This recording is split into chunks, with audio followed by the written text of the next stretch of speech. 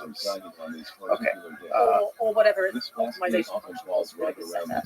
But don't you think? Could be recreating Lexus. Maybe it'll tile the universe with Lexus. Go on. I like this idea. No, that's better. That's more interesting than paperclips. That could be infinitely optimal. But if you ask me, it's still a bad thing because it's permanently capping what the universe is going to be. It's like that's its end. Or achieving the optimal that the universe could ever achieve, but that's up to different people have different perspectives. But don't you think within the paperclip world that would emerge, just like in the zeros and ones that make up a computer, that would emerge beautiful complexities? Like it won't suppress. As you scale to multiple planets and throughout, there'll emerge these little worlds that, on top of the fabric of maximizing paperclip, there will be that would emerge like little societies of paperclip. Well, then they're not describing a paperclip maximizer because.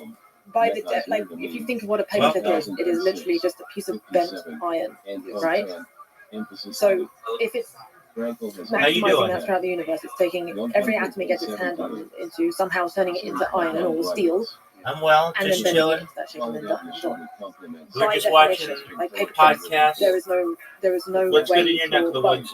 Okay, so you're saying that paperclips somehow will just emerge and create gravity or something. Well, no, because there's a dynamic element to the whole system. It's not just Well, feel free to chill. Paperclips. In the act of creating, there's going to be a process, and that process will have a dance to it. Because it's not like a sequential thing. There's a whole complex three-dimensional system of paperclips. People like string theory, right? It's supposed to be strings that are interacting in fascinating ways. I'm sure paperclips are very string-like. They can be interacting in very interesting ways as you scale exponentially from three-dimensional. I mean, I'm sure the paperclip maximizer has to come up with a theory of everything. It has to create like wormholes, right? It has to break, it has to understand quantum mechanics. I love your optimism. This is where I say this. We're going into the realm of pathological optimism, whereby sure there will be I think there's an intelligence that emerges from that system. So you're saying that basically intelligence is inherent in the fabric of reality and will find a way. Kind of like Goldblum says, life will find a way. You think life will find a way, even out of this perfectly homogeneous dead soup. It's not perfectly homogeneous. It's perfectly maximal in the production. I don't know why people keep thinking it's homogeneous. It maximizes the number of paperclips. That's the only thing. It's not trying to be homogeneous. It's trying to maximize paperclips. So you're saying that because kind of like in the Big Bang, or it seems like things, there were clusters, there was more stuff here than there. That was enough of the patternicity that kick-started the evolutionary process. The little weirdnesses that will make it beautiful. Interesting. Okay. Well, so how does that line up then with the whole heat death of the universe, right? Because that's another sort of instantiation. It's like everything becomes so far apart, so cold, and so perfectly mixed that it's like homogeneous grayness. Do you think that even out of that homogeneous grayness, where there's no negative entropy, that there's no free energy that we understand, even from that new? Yeah, the paperclip maximizer or any other intelligent systems will figure out ways to travel to other universes to create big bangs within those universes, or through black holes to create whole other worlds, to break what we consider the limitation of physics. The paperclip maximizer will find a way, if a way exists, and we should be humble to realize that we don't. Because it just wants to make more paperclips. Yeah. So it's going to go to those universes and turn them into paperclips. Yeah. But we humans, not humans, but complex systems exist on top of that. We're not interfering with it. This complexity emerges from the simple base state. The simple base state. Whether it's Planck lengths or paperclips is the base state. Yeah, you can think of like the universe as a paperclip maximizer because it's doing some dumb stuff. Like physics seems to be pretty dumb.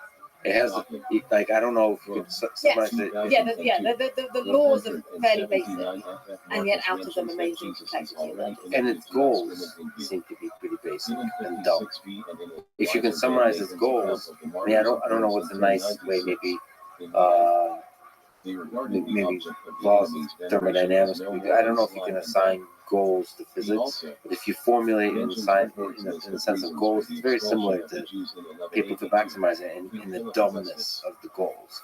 But the pockets of complexity as emerge is where beauty emerges. That's where life emerges. That's where intelligence, that's where humans emerge. And I think we're being very down on this whole people to maximize the thing. No, the reason we need it. I think, because what you're saying is that you think that the force of emergence itself is another like unwritten, well, not unwritten, but like another baked-in law of reality. Yeah. And you're trusting that emergence will find a way to, even out of seemingly the most molecular, awful, plain outcome, emergence will still find a way. I love that as a philosophy. I think it's really nice. I would wield it carefully because there's large error bars on that and the certainty of that. How about we build the paperclip maximize and find out? Classic, yeah. Moloch is doing cartwheels, man. Yeah. But the thing is, it will destroy humans in the process, which is the reason we really don't like it. We seem to be really holding on to this whole human civilization thing. Would that make you sad if AI systems that are beautiful, that are conscious, that are interesting? I need some. Well, in the first half of this paper, I argued that Talmudic shows allusions to Sure, I can help you with that. Just one moment. Christianity's origins within the context of existing. Okay. So it's very good to find out what's making you anxious. Firstly, do you know, Biz, what's making you anxious? Yes. Okay, do you mind sharing what's making you anxious? I mean, there's a couple of things that make me anxious. First thing being like my relationship with my girlfriend. I just broke up. Okay, so you just broke up with your girlfriend and you're anxious because of that. Is that correct? Yeah, and sometimes I'm just overthinking. Definitely. Did she break up with you? Yeah. Okay, so here's what you got to do. You got to go out and get laid as soon as possible. How old are you? 25. Excellent. All right. So, is there any chick who you know who you can fuck? I don't know. Okay. Can you get a hooker? No. Why not? I just jack off. That's all. Yeah, but that's not going to get your mind off of this chick. So save up some money and go get a hooker and get your mind off of her.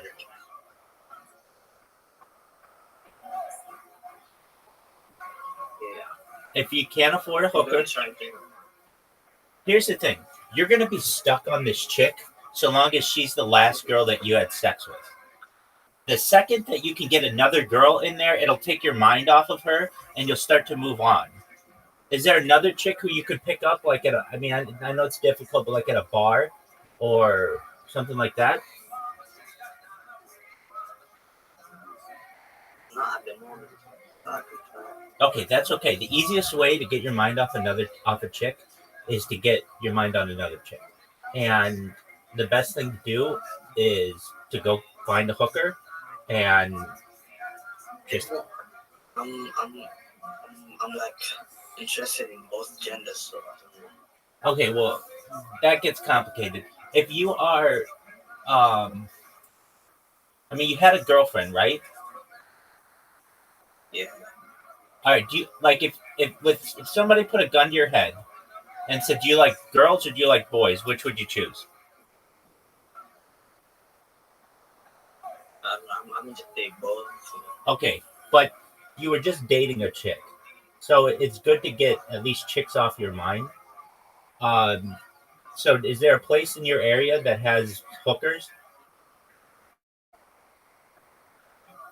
No, Oh, I'm sure there are. Do you live in a town? I mean maybe I can find next to the club and shit like that. Perfect. So what you do is you go next to the club, you pay whatever it is, you get your rocks off, and then when you're done, you will be clear of mind and you'll forget about this chick. Why? Because she won't be the last chick who you had sex with. It'll be some other chick. So then you go out and you start going to the bar, you start going to clubs, and then your goal is to get another chick's number or to, have her follow you on social media or something like that. And then you will have a new target, a new girl, and you'll have had sex with somebody else, and this girl will be like 3 girls back and you'll forget about her. Okay. Now that's easier said than done. Do you have the finances to just be able to go to a brothel and get a hooker? Not at the moment. Okay. Do they have Tinder where you live? Yeah. Okay, so get on Tinder. Okay, so the easiest way is just to get on Tinder and basically or any of those dating sites, and just swipe right on every single chick. Every single one, just swipe right. And then at the end of the day, you'll see that 4 or 5 or 12 or 15 chicks have swiped right on you as well. And you hit them up and you say, basically, are you interested in a long-term relationship or are you just wanting to have fun? Many chicks will say both. Some chicks will just say long-term relationship, but that still means they want to have fun. And some chicks will just be like, I'm looking to have fun. And then you'll be like, okay, well, you want to go to a bar or go to a coffee shop or whatever. And then you've got a new target. You've got a new chick on whom to focus and not this other chick. The thing is, you want to get your mind off the other chick and your mind on a new chick as soon as possible. So, do you have Tinder downloaded? No. Okay, so first step is download Tinder, fill out your profile, and when you're done with that, tell me, and then we'll move on to the next step. So the first thing you have to do is download Tinder. So I'll wait. You just go ahead and do that. Thank you. You're welcome, big dog.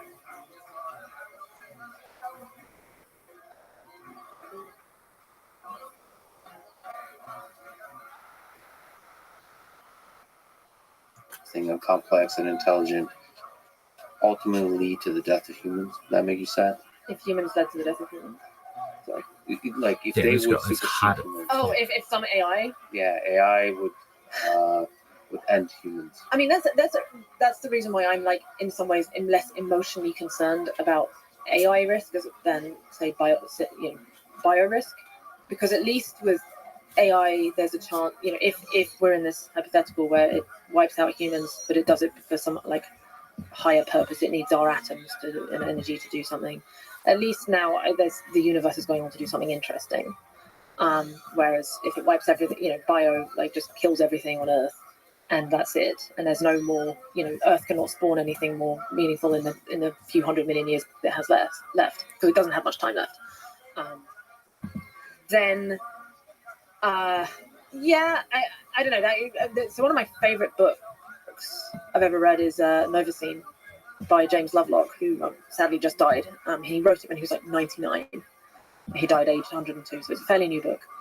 And he sort of talks about that he thinks it's, so building off this Gaia theory where Earth is a living, some form of intelligence itself, and that this is the next like step, right? Is this whatever this new intelligence that is maybe silicon based as opposed to carbon based goes on to do, and it's really sort of in some ways an optimistic but weirdly fatalistic book. And I don't know if I fully subscribe to it, but it's a beautiful piece to read anyway.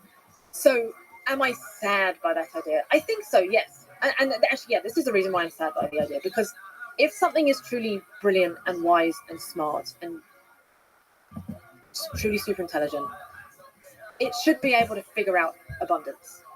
So if it figures out abundance, it shouldn't need to kill us off. It should be able to find a way for us. It should be, there's plenty, the universe is huge. There should be plenty of space for it to go out and do all the things it wants to do and like give us a little pocket where we can continue doing our things and we can continue to do things and so on. And again, if it's so supremely wise, it shouldn't even be worried about the game theoretic considerations that by leaving us alive, we'll then go and create another like super intelligent agent that it then has to compete against, because it should be only wise and smart enough to not have to concern itself with that. Unless it deems humans to be kind of assholes. Like the humans are a source of a lose-lose kind of dynamics. Well, yes and no. We're not Moloch is. That's why I think it's important to say. But maybe humans are the source of Moloch. No, I think game theory is the source of Moloch, and because Moloch exists in non-human systems as well. It happens within like agents within a game in terms of like it applies to agents, but it can apply to How are you? A species that's on an island of animals. Rats out competing the ones that like massively consume all the resources are the ones that are going to win out over the more like chill, socialized ones. And so, creates this Malthusian trap. Like, Moloch exists in little pockets in nature as well. So it's not a strictly human thing. I wonder if it's actually a result of consequences of the invention of predator and prey dynamics. Maybe AI will have to kill off every organism that's... Now you're talking about killing off competition. Not competition, but just like the way... it's like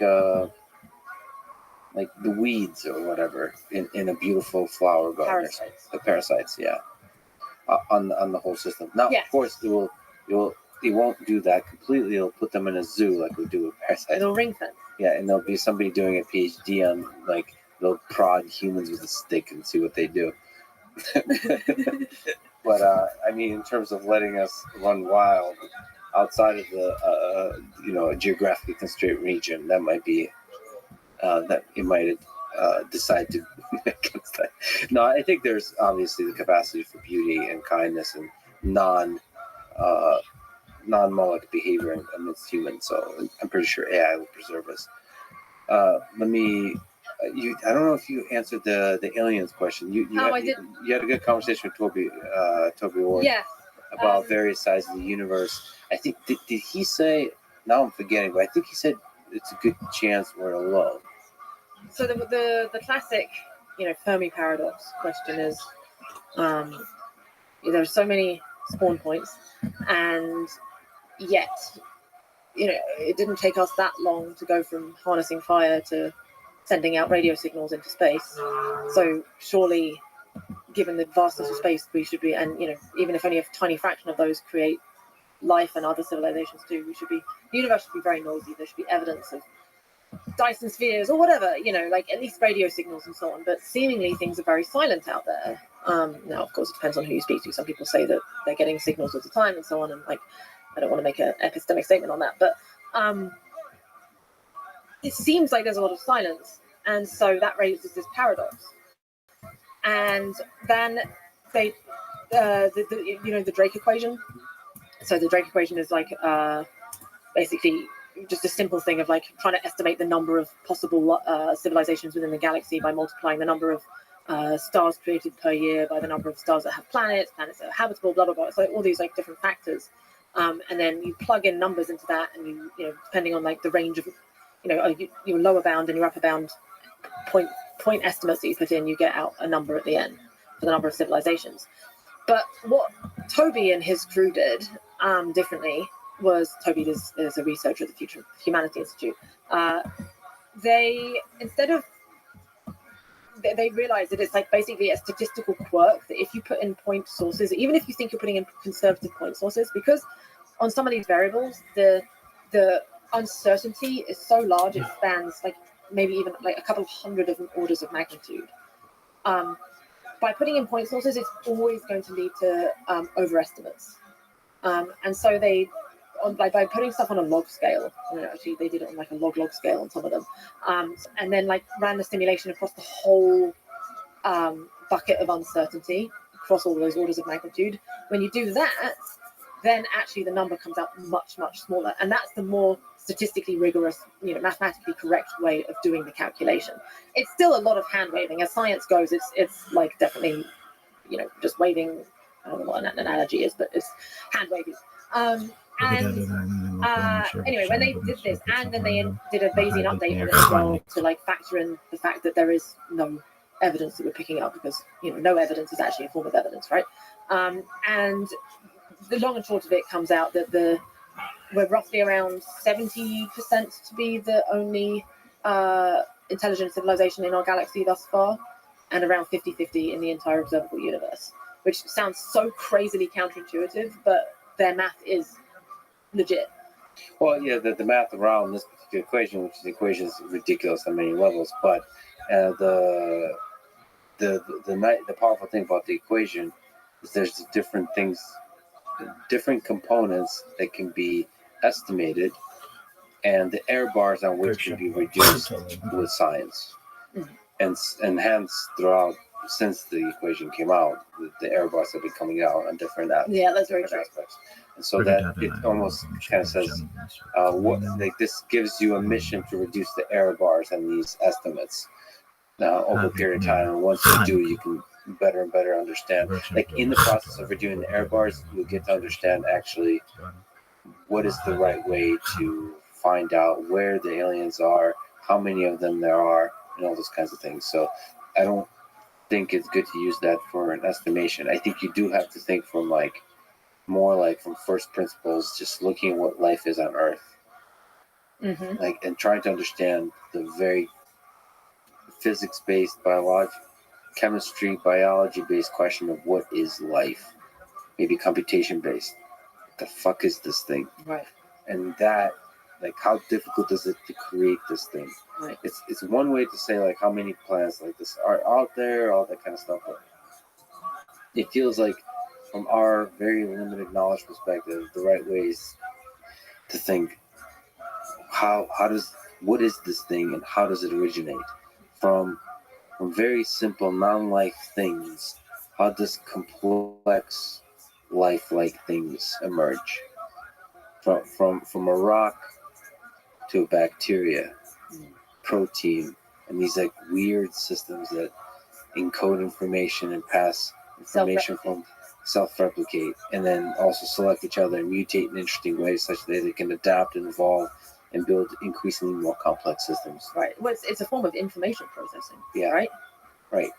Well, it's information transfer, but then also an energy processing, which then results in, I guess, information processing. Maybe I'm getting. Well, it's doing some modification, and the input is some energy. Right. It's able to extract